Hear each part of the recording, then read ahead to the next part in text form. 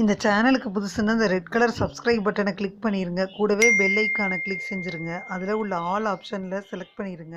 சரி வாங்க இப்போ வீடியோக்குள்ளே போகலாம். ஹாய் ஃப்ரெண்ட்ஸ், நான் உங்கள் கிசான் ஜென்ரல். இன்றைக்கி இந்த பதிவில் தமிழ் புத்தாண்டை பற்றி முதல்ல என்ன நடக்க போகுதுன்றத ஒரு ரிஹர்சல் பார்த்துடலாம். சித்திரை 1ஆம் தேதி ஏப்ரல் 14 தமிழ் புத்தாண்டு பிறக்குது. சூரிய பகவான் காலச்சக்கரத்தின் முதல் ராசி. இவர் மேஷ ராசியில் நுழையக்கூடிய நாளில் தான் புத்தாண்டு பிறக்குது ஃப்ரெண்ட்ஸ். 60 ஆண்டு அடங்கிய பட்டியலில் 47ஆவதாக வரக்கூடிய விசுவாச ஆண்டு பிறக்க இருக்கு. இந்த விசுவாச ஆண்டில் கிரகநிலையை பார்த்துருவோம். தமிழ் புத்தாண்டு தொடக்கத்தில் சூரிய பகவான் மேஷ ராசியில் இருக்கிறாருன்னு சொன்னேன். ரிஷபத்தில் குரு, கடகத்தில் செவ்வாய், கன்னி ராசியில் கேது, துலாம் ராசியில் சந்திரன், மீன ராசியில் சனி, சுக்கிரன், புதன், ராகு அப்படின்னு 4 கிரகங்கள் இருக்குது. இது 4 சேருது. இந்த கிரகம் வச்சு பார்த்தா எப்படி இருக்குன்னு ஒரு ராசிக்காக பார்த்துட்டு வந்துடுவோம். இந்த தமிழ் புத்தாண்டை எடுத்துக்கிட்டோம்னா நம்ம பொதுவாக பார்த்திங்கன்னா ராகு கேது பயிற்சி வச்சு தான் நம்ம இதை கணிக்க போகிறோம். இந்த புத்தாண்டு பலன்கள் இப்படி தான் கணிக்கப்படுது. முன்னாடியெல்லாம் பார்த்திங்கன்னா சித்தர்கள் எழுதி வச்ச பாடங்களை வச்சு தான் அந்த வருடத்தின் முழு வெண்பாவும் பொது பலன்கள்னு சொல்லுவோம். அதன் அடிப்படையில் விசுவாச வருடத்தை ஏப்ரல் மாதம் 14ஆம் தேதி சுவாதி நட்சத்திரத்தில் தொடங்குது. இந்த வருடத்தில் மழைப்பொழிவு அதிகமாக இருக்கும். அதே போல் இந்த ஆண்டு கண்டிப்பாக மகத்துவம் நிறைந்த காலகட்டமாக இருக்குது. ஆண்டின் நிறைவு ஆண்டுன்னு சொல்லப்படுது. அதை பற்றி ஒவ்வொரு ராசிக்காக பார்த்துட்டே வந்துடுவோம். கடகராசி அன்பர்களுக்கு இந்த விசுவாச புத்தாண்டில் பலவிதமான நன்மைகள் காத்திருக்குன்னே சொல்லலாம். ஏன்னு கேட்டிங்கன்னா சிறப்பான பலன் அப்படின்னு பார்த்தீங்கன்னா இதுவரை உங்களுக்கு நிறைய தொந்தரவு கொடுத்துட்டு வந்த அஷ்டமச்சனி விலகப்போகுது. அது பாக்கிய சனியாக மாறப்போகுது. அதே சமயம் உங்களுக்கு விரயஸ்தானத்தில் குரு, அஷ்டமஸ்தானத்திற்கு ராகு வருது. எதிலும் கவனமாக இருக்கணும். இந்த கிரகங்களின் பயிற்சியால் உங்களுக்கு என்ன பலன்கள் நடக்க போகுது அப்படின்றத பார்க்க போகிறோம். இந்த தமிழ் புத்தாண்டில் கலவையான பலன் ஏற்படுது. அஷ்டமச்சனி விலகினாலும் குரு நிறைய ஸ்தானத்திற்கு பிரவேசம் செய்கிறாரு. ராகு அஷ்டமஸ்தானத்திற்கு வருவது, கேது தனஸ்தானத்திற்கு மாறுறாரு. இந்த கிரகங்களின் மாற்றங்களினால நீங்கள் எடுக்கக்கூடிய முயற்சியில் கவனமும் கடின உழைப்பும் வேணும். உங்கள் செயல்பாடு வெற்றியை தர சரியான திட்டம் போடணும், பிளான் பண்ணுங்கள். கடகராசிக்கு கர்மஸ்தானமான மேஷ ராசியில் சூரியன் உச்சம் பெறாரு. அடுத்து லாபஸ்தானத்தில் இருக்கிற குரு அடுத்த மாதம் விரயஸ்தானத்துக்கு 12ஆம் இடத்துக்கு மாற இருக்கார். ராசியிலேயே செவ்வாய் இருக்கார். தைரியஸ்தானத்தில் கேது இருக்கார். மே 18 தனஸ்தானத்திற்கு மாற இருக்கார். சுக புண்ணியஸ்தானத்தில் சந்திரன் இருக்கார். கர்மஸ்தானத்தில் சனி, சுக்கிரன், ராகு, புதன் இவங்கெல்லாம் சஞ்சாரம் செய்கிறாங்க. மே 18ஆம் தேதி ராகு அஷ்டமஸ்தானத்திற்கு மாற இருக்கிறார். இந்த மாதிரி சூழ்நிலையில் கடகராசிக்கு விசுவாச தமிழ் புத்தாண்டில் பலவிதமான மாற்றங்கள் நடக்க போகுது. இருந்தாலும் அதையெல்லாம் கடந்து சாதிக்கக்கூடிய வாய்ப்புகளும் இருக்குது. இந்த ஆண்டில் உங்களின் மனதைரியமும் செயல்களும் கவனம் செலுத்தக்கூடிய வகையில் எதிர்பார்த்த வளர்ச்சியை அடைய முடியும். இந்த ஆண்டு தொடக்கத்தில் ஏற்படக்கூடிய குரு பயிற்சி காரணமாக புதிய முயற்சிகள், புதிய தொழில், வியாபாரம் இதிலெல்லாம் நீங்கள் கடின சூழலை சீராக்குவதற்கான முயற்சியில் கவனமாக செயல்படுத்துவீங்க உங்களை. மேலும் ஸ்தானத்தில் ராகு இருக்குது. குழப்பமான மனநிலை இதுவரை இருந்தால் இப்போ மாறும். முக்கிய முடிவுகளை எடுப்பதில் பிரச்சனைகளும் தாமதமும் ஏற்படும். உங்கள் உடல் மற்றும் மன ஆரோக்கியத்தை பராமரிக்கணும். எதுலேயும் அவசரப்பட வேணாம். விரய குரு இருக்குது. விரயஸ்தானத்தில் குரு பயிற்சியாகிறனால இந்த மாதிரி கடின சூழல் ஏற்படுது. 6ஆம் வீட்டு அதிபதி 12ஆம் வீடான விரயஸ்தானத்துக்கு போகிறாரு.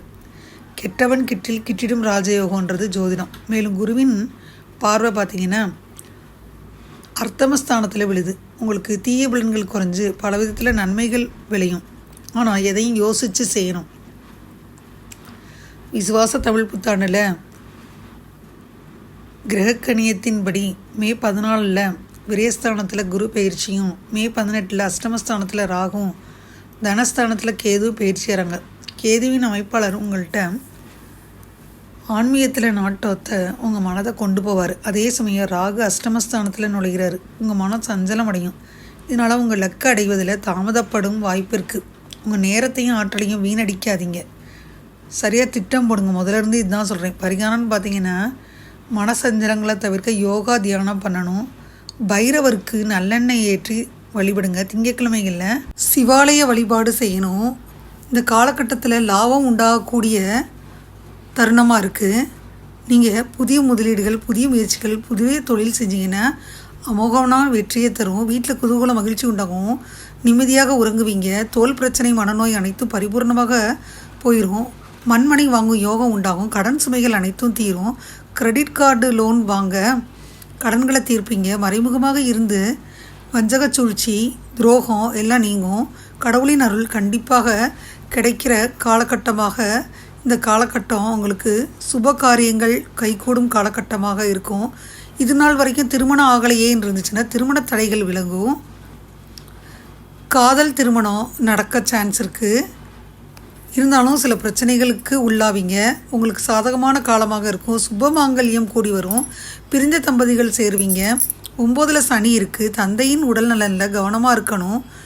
நல்லது. அப்பாவை எதிர்த்து பேசுகிறது பிரிவை உண்டாக்கும். ஊர் மாற்றம் இந்த மாதிரி சூழல் ஏற்படும். பூர்வீகம் சார்ந்த பிரச்சனைகள் வருவதற்கான வாய்ப்பு இருக்குது. 12ல் குரு வர்றது வேற்று நாட்டுக்கோ மாநிலத்துக்கோ பயணம் செய்வதற்கான சூழல் ஏற்படும். இனி உங்கள் வாழ்க்கையில் எல்லாம் சாதகமான பலன்கள் கிடைக்கும். வாக்கு ஸ்தானத்தில் கேது இருக்குது. கொஞ்சம் வார்த்தைகளில் கடினமாக யூஸ் பண்ண வேணாம். அன்புக்கும் காதலுக்கும் பரிச்சயமானவர்கள் என்பதால் அனைவரையும் நம்பும் குணம் கொண்டவர்களாக இருப்பீங்க. அதிக அன்பு, அதீத காதல் யார் மேலும் இல்லாமல் இருப்பது. 2ல் கேது இருப்பதனால பேச வச்சு எதிரியாக்கக்கூடிய சூழல் எல்லாம் இருக்குது. பணம் சார்ந்த விஷயங்களில் ரொம்ப எச்சரிக்கையோடு இருங்க. கோப்புக்களில் கையெழுத்து இடையில் கவனமாக இருக்கணும்.